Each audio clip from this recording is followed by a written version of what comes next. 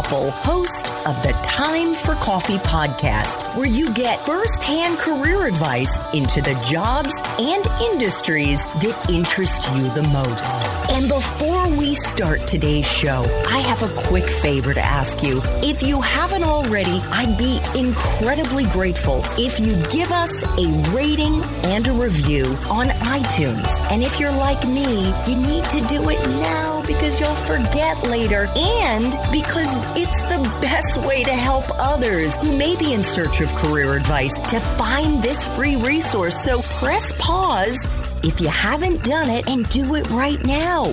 I'll wait. Thanks so much and enjoy today's show. Hey there, Java Junkies. Welcome to another K-Cup mini episode of Time for Coffee. By the way, K-Cups come in 3 sizes, single, double, and triple shots, or roughly 1 minute, 5 minutes, or 10 minutes in length. So if you don't have time to throw back an entire caffeinated career conversation, these K-Cup mini episodes of T4C can give you a quick caffeinated fix, whether you're on the go or you only have a few minutes to binge. So grab your mug and take a chug, because it's time for a caffeinated career triple shot K-Cup with my guest, Sophia Lorena. Sophia, let's talk about the shit show of my 20s, actually of your 20s. My 20s were a shit show too. Your wonderful podcast. I heard you mention in, I think it was that same interview, that you had been listening to podcasts since you were 14 and that you had actually wanted to start a podcast before you did, years before you did, but you suffered from limiting beliefs. So how did you overcome those limiting beliefs to create this show?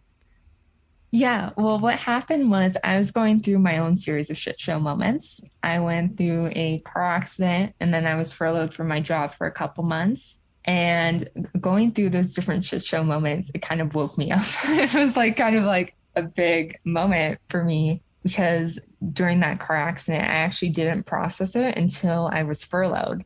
And then that's when I really got to sit with it and kind of process everything that happened during that accident. And when I was processing it, I realized we have this certain thing that we think we have all this time and we think we have, unlimited amount of time and that we could get to things at a different point in time and that we could kind of take our time with things. And it's okay if we don't do what we want to do now. But I think what that car accident did is it kind of sped out everything and made me realize okay, what are the things you want to do? And how do we start doing them now versus waiting 5 years to create whatever it is you wanted to create? So having that was really kind of a wake up call moment for me of okay, we're creating this now. We're no longer thinking about it. We're creating it now. And then I just went into different Facebook groups and said, hey, I'm starting a podcast. If you could write your story down below, I'm looking for different people to interview. And then all these people started writing a bit about their story. And then I just started scheduling interviews. That's one of the things that helped me the most was to schedule interviews before I was ready, because creating the accountability and creating those people in your calendar, you have to show up anyways, because it's not just about you in that moment. It's about someone else also took time to block off in their calendar too. So you have to show up for them as well. So I think doing that and just doing it fast before I had a chance to think about it was what really helped. Well, you have such a lovely style. I mean, you show up, it's so trite to say this, but you show up in such a real and authentic way. You're not trying to be a professional podcaster. You're not trying to be Joe Rogan. You're Sophia Lorena. How has doing this podcast and interviewing all the incredible people that you've interviewed changed you? I think the way it changed me the most is I feel like it gave me the opportunity to be more comfortable talking to someone I don't know. Usually most of these calls, it's this is my first time meeting you. We're going to have a conversation. I did some background around you. I know who you are, but this is our first time actually meeting, which, could go either good or bad, depending on the person. But I think it made me a lot more comfortable being able to just jump into conversations and just kind of go with the flow and just figure out a way to talk to people and figure out new questions to ask. So I feel like it's really opened me up on that way.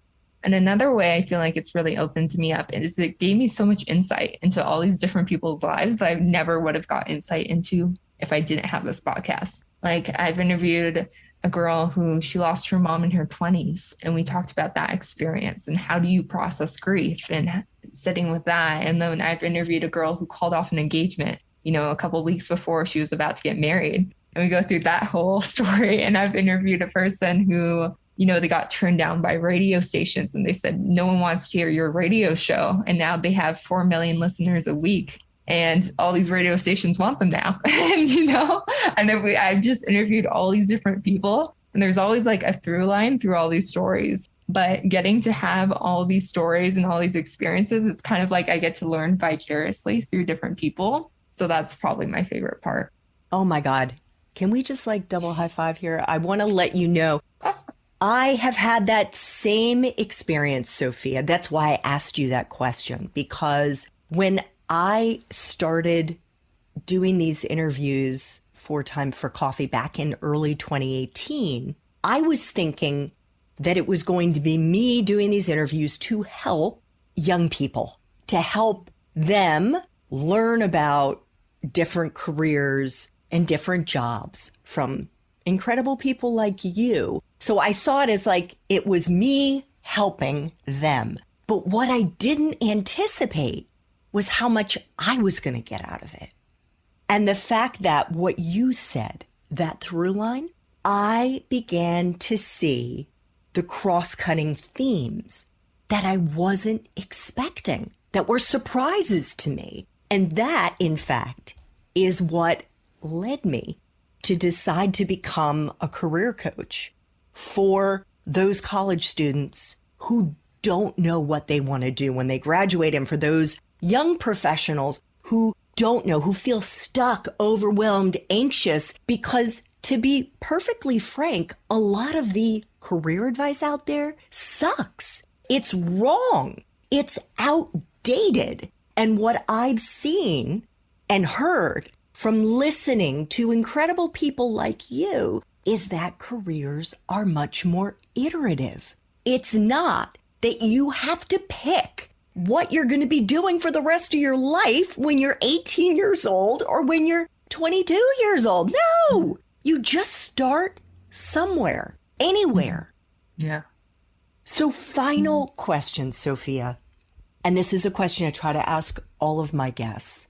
If you could share a time in your professional life when you struggled, you've talked about the shit show of your 20s, a time you may have failed, and what's more important is how you persevered, and if there was a lesson that you learned in the process.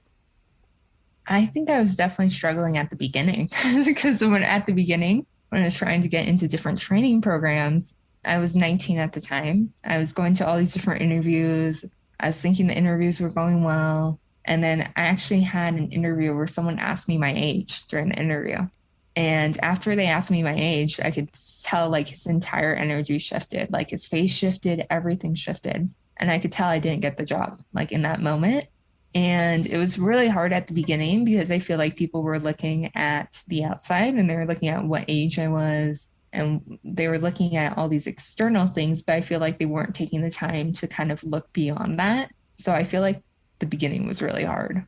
So how do you deal with the way that perhaps clients may react to you when they see you? Maybe they don't realize that you're only 21 years old. Has that ever caused you to lose a client?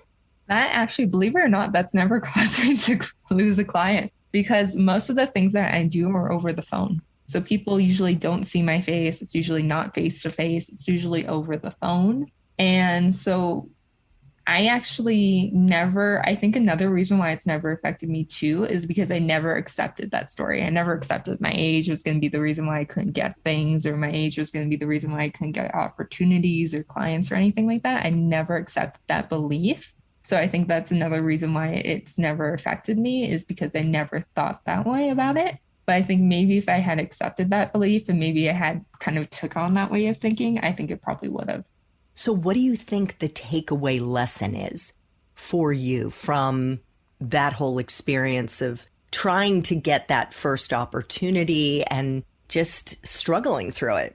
Yeah, I think the takeaway from the beginning is it's going to be rough at the beginning. It could be very rough at the beginning. But the thing is, it was funny because I was actually talking to some people about the company and that experience with the company that didn't want to hire me. And it was funny because a couple of the people, they actually used to work at that company. And they said they actually did you a favor by not hiring you. So it's pretty funny, but there's always a reason why it didn't work out and why it led you somewhere else is maybe because you're not meant to be at that company. Maybe that would have been a bad fit and maybe that would have ruined the whole experience for you or the whole industry for you because you would have been basing it off of that company. So I think there's usually more to the story than what we see. So I think being able to reflect later on it made it easier, but in the moment it wasn't easy.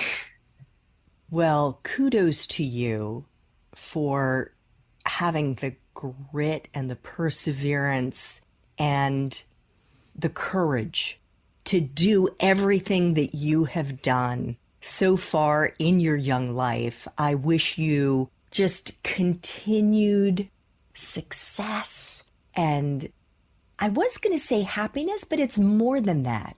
It's like just belief in yourself, continued belief in yourself that you can do. And I want to let you know, Sophia, as somebody who's spent 20 years as a journalist, when I decided to start my podcast and did my first few interviews, I was nervous too. I was feeling like that, because I wasn't Andrea Koppel with CNN or with whatever organization. It was just me, It was just me. And why would so-and-so agree to do an interview with just me? So we all have these limiting beliefs and we all have experiences with imposter syndrome. And you just have to take it step by step. And I'm going to recommend that they listen if our listeners want to hear more about how Sophia did the podcasting step by step, to check out some of the other interviews that have been done with her where she really dug into that. Sophia is the host of the wonderful show, The Shit Show of My 20s. You definitely are going to want to subscribe. New episodes come out every Monday. She is also the creator of the How to Purchase Your First Property. We'll have a link to that. Thanks for tuning in to this K-Cup mini episode of Time for Coffee. If you want to listen to our entire caffeinated career conversation, please check out the show notes for this episode. Thanks so much for listening to this latest episode of T4C. And if you're interested in learning more about my coaching services for confused college students and recent grads, feel free to check out the Time for Coffee website under the coaching tab at time4coffee.org or text me at 202-236-5712. That's 202-236-5712.